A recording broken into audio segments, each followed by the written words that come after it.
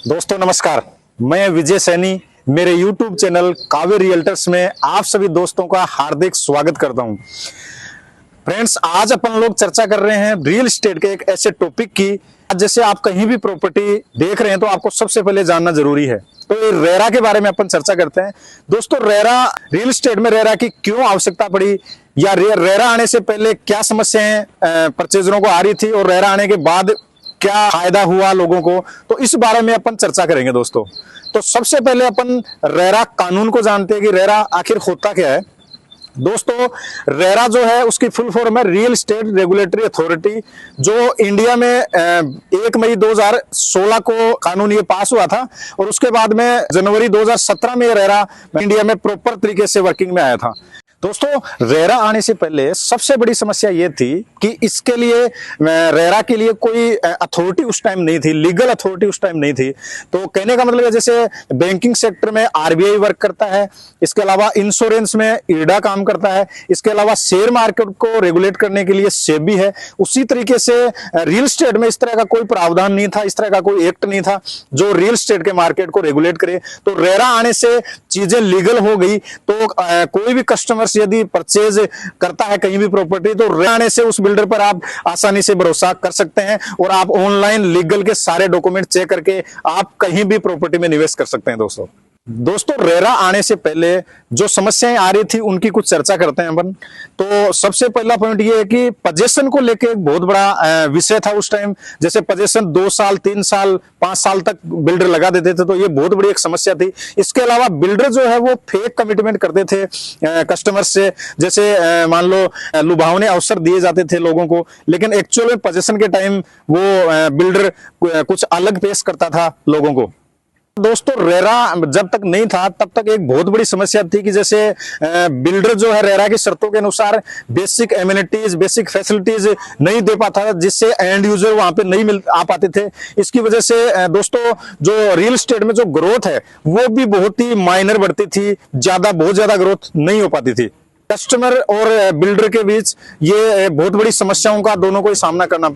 इसके अलावा दोस्तों, एक बहुत बड़ा जो विषय है वो रेरा आने से पहले ये था कि पेमेंट का सही शेड्यूल नहीं था, सही मॉड्यूल नहीं था, जिससे बिल्डर को भी बहुत ज्यादा परेशानी होती थी और एक कस्टमर्स को भी परेशानी होती थी। जैसे मान लो आज की डेट में क्या कि रेरा आने के बाद तो एक बहुत बड़ा बेनिफिट ये हो गया कि आप कोई भी प्लॉट परचेज कर रहे हैं तो उसमें 10% पैसा देके आप एग्रीमेंट बनवा सकते हैं। और जैसे मान लो आपने कोई 10 लाख का प्लॉट लिया है तो 1 लाख रुपए देके आप एक एग्रीमेंट साइन करवा सकते हैं, जिससे कहीं भी दिक्कत का सामना कस्टमर्स को करना नहीं पड़ेगा। दोस्तों, रेरा के बारे में मैं एक उदाहरण बताता हूं। जैसे कोई बिल्डर रेरा के कानूनों को फॉलो नहीं करता है, तो एक जैसे दिल्ली में ट्विन टावर जो गवर्नमेंट ने गिरा दिया था, तो ये भी एक बहुत बड़ा उदाहरण लोगों को सीखने को मिला है। दोस्तों, यदि कहीं भी आप निवेश कर रहे हैं तो जैसे मान लो 10 लाख का कोई प्लॉट या फ्लैट जो भी आपने परचेज किया है, तो 10% देके आप उसका एग्रीमेंट बनवा सकते हैं। अब यदि मान लो एग्रीमेंट की शर्तों के अनुसार यदि मान लो बिल्डर आपसे कोई गलत कमिट करता है, तो आपको उस प्रोजेक्ट से एग्जिट कर सकते हो आसानी से, कहीं कोई दिक्कत नहीं है। दोस्तों, इसके अलावा एक पॉइंट अपना बनता है कि उस टाइम एक मिसलीडिंग एडवर्टाइजमेंट, ये भी एक मुख्य पॉइंट है। दोस्तों, जैसे बिल्डर गलत एडवर्टाइजमेंट करते थे और इसका जैसे आप पोजीशन के टाइम में जाओगे तो वहां आपको अलग ही कुछ देखने को मिलेगा, तो ये भी एक बहुत बड़ा नुकसान का कारण था। दोस्तों, उस टाइम कारपेट एरिया डिफाइन नहीं था, तो क्या है कि बिल्डर अपने अनुसार उसको तय करता था। दोस्तों, अब बात करते हैं कि रेरा आने के बाद क्या बदलाव आया। तो सबसे पहले पॉइंट पे अपन चर्चा करते हैं। रेरा आने के बाद दोस्तों, एक तो रियल एस्टेट सेक्टर सुचारू रूप से चलने लग गया। इसके अलावा लोगों के साथ जो फ्रॉडबाजी हो रही थी वो भी बिल्कुल बंद हो गई। और इसके अलावा दूसरे पॉइंट की अपन चर्चा करें दोस्तों, तो एक रेरा की शर्तों के अनुसार पेमेंट का सही शेड्यूल आ गया, सही मॉड्यूल आ गया, जिससे नहीं तो बिल्डर को परेशानी होती है और नहीं कस्टमर्स को। आप एग्रीमेंट करवा के 10% पैसा देके आप एग्रीमेंट बनवा सकते हैं, जिससे दोनों को ही किसी भी प्रकार का सामना नहीं करना पड़ेगा, न बिल्डर को और न ही कस्टमर को। इसके अलावा दोस्तों एक सबसे बड़ा मेजर कारण या सबसे बड़ा एक फायदा ये हुआ रेरा आने के बाद लोगों को, जैसे पहले क्या है कि जो जमीन थी वो उसका मिस यूज भी बिल्डर कई बार करता था। जैसे मान लो रेरा की शर्तों के अनुसार 60-40 के रेशियो से किसी भी टाउनशिप को बसाना पड़ता है। तो जैसे मान लो 60% एरिया में वो प्लॉटिंग या विलाज या कुछ भी आता है, इसके अलावा 40% एरिया में एमिनिटीज दी जाती हैं। तो पहले क्या होता था, जो एमिनिटीज वाली जगह है वहां बिल्डर कुछ ना कुछ और बना देता था जिससे वो जमीन का मिस यूज होता था। तो ये भी एक बहुत बड़ा कारण हो गया दोस्तों।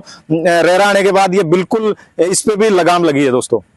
यदि कोई बड़ा बिल्डर आपके साथ चीट करता है तो कहीं ना कहीं आपके मन में ये डर रहेगा कि मैं इसकी कंप्लेन कैसे करूं। तो दोस्तों ऑनलाइन इसके लिए आप रेरा में कंप्लेन कर सकते हैं।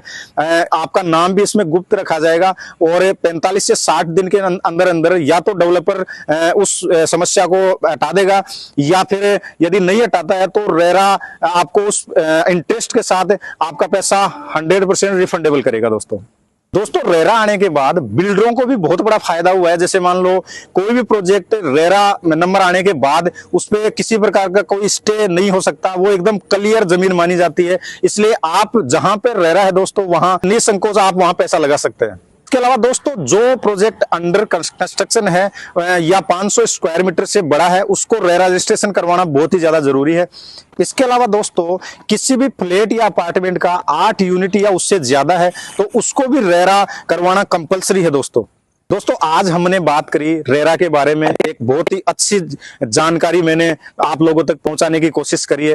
दोस्तों वीडियो यदि अच्छा लगा हो तो लाइक करें, चैनल में यदि नए हैं तो इसको सब्सक्राइब करें, और रियल एस्टेट के किसी विषय में यदि आप मुझे कोई टॉपिक के बारे में पूछना चाहते हैं या मुझे सजेस्ट करना चाहते हैं तो नीचे दिए गए नंबर पे मुझे कॉन्टेक्ट करें। मिलते हैं नेक्स्ट वीडियो में। Thank you.